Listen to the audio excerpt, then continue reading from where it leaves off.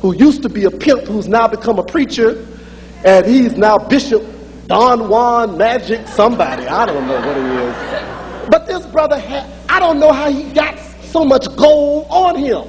He had on 10 fingers, he must have had 55 rings, all glistening out of his ears, like coming in his hair was braided with gold diamonds and stuff. And he showed you diamonds in his teeth and stuff. I don't know how he chewed without getting stuff on.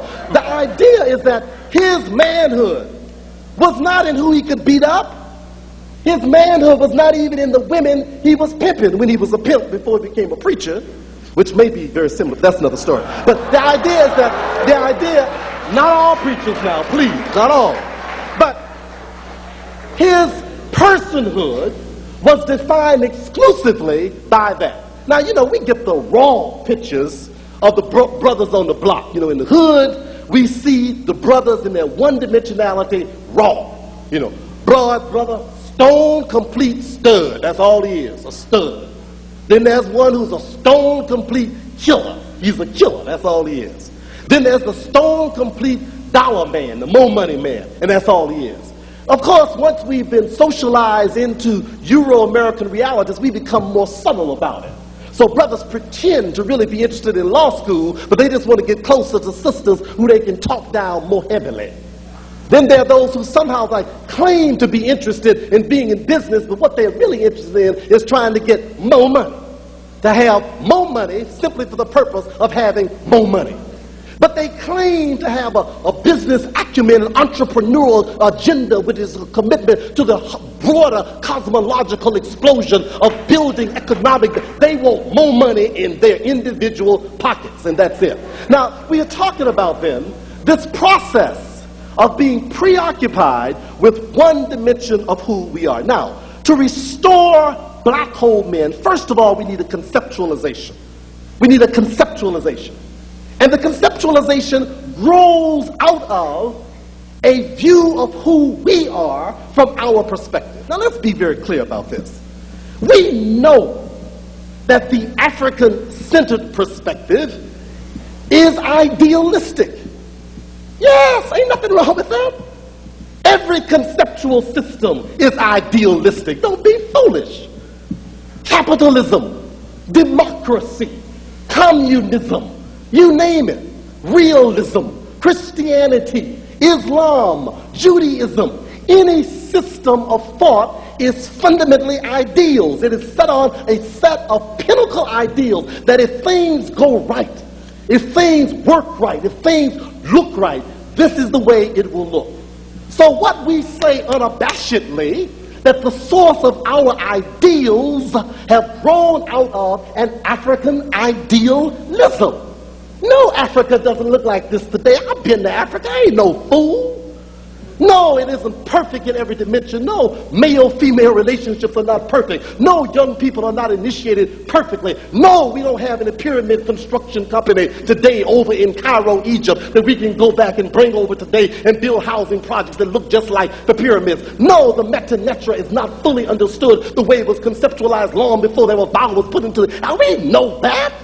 But it does not excuse the fact that if we are going to build on innovative, creative, and self-appointed ideals, we must reach into the recesses of our own visionary possibilities and not borrow, steal, or hogwash, or whitewash, or blackwash somebody else's idealism and call it our own. That's the point we're making. That is the point that we're making. Now, so in this idealism, we are suggesting that Africans are not the perfect people on earth, but they damn sure trying. Africans have been trying longer than anybody else on earth. That's wonderful. We haven't gotten there. But certainly if we look and understand the way that Africans have conceptualized the world, we are looking at the oldest and most persisting models. What does the Lexus commercial say? In pursuit of excellence. In pursuit of perfection, I'm sorry. So in fact, what we have in Africans is in pursuit of the perfection of human beings. Now, how should whole black men look? How should they look? They should be multi-dimensional. At one level, whole black men must be materially oriented. Yes, that's a part of who we are.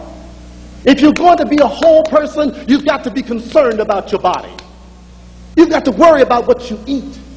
You've got to worry about how you live. You've got to smell right. You can't be stink. You've got to worry about preserving your physical life for as long as you can. Because if you don't preserve your physical life, all the rest of it is incidental. You need a material body to preserve. You need to be healthy. You need to be nourished. You need to reproduce yourself. You need to bring pleasure to your body. You need to bring growth to your body. So sex and aggression has its place. It is fun. It is enjoyable. It is also regenerative, reproductive. It's also healing. These are elements that are vital to our complete development. So certainly this is a part of who we are. The person, the man, who has no aggressive sense of how to protect, how to secure, how to build a sense of security around himself, his family, his community, is a man who is partially mad. A man who has no sexual orientation at all is a man who is dead. He is dead. It's not a question of when he will be resurrected. He's dead and will probably not be coming back. Because even dead men got some kind of orientation. The point we are making is that the sexual energy, the sexual desire, the desire to unite in union and to bring one into connection with the woman is a fundamental part of the makeup of what the human material being is all about. So yes, we do have bodies. We need to be concerned about our body. We need to run. We need to work out. We need to cleanse our bodies. We need to eat right. We need to not drink much. We need to not smoke. We need to do all those things to make sure that these bodies last as long as we can. This is not a catechism. This is not a moral lesson. This is not thou shalt not. This is survival, baby. Pure, simple, staying here on the planet by any means necessary. That's a part of our concern. Any people who have a political agenda that does not consider the need to preserve and treat the body well does not have a political agenda. Anyone who has an economic agenda, who does not worry about how to preserve and keep the body here long, does not have an economic agenda. We've got to understand that this part of who we are is essential in terms of this full dimensionality. The other piece of it is that if you are in fact on this earth, you cannot live with ideals alone. Look, one of the things that happened and I'm so glad those days passed, in the early days of the movement and the struggle, it was considered to be not only immoral, but almost a traitor. If you said, well, look, I need some money. I need some resources. We need some money. And they said, what?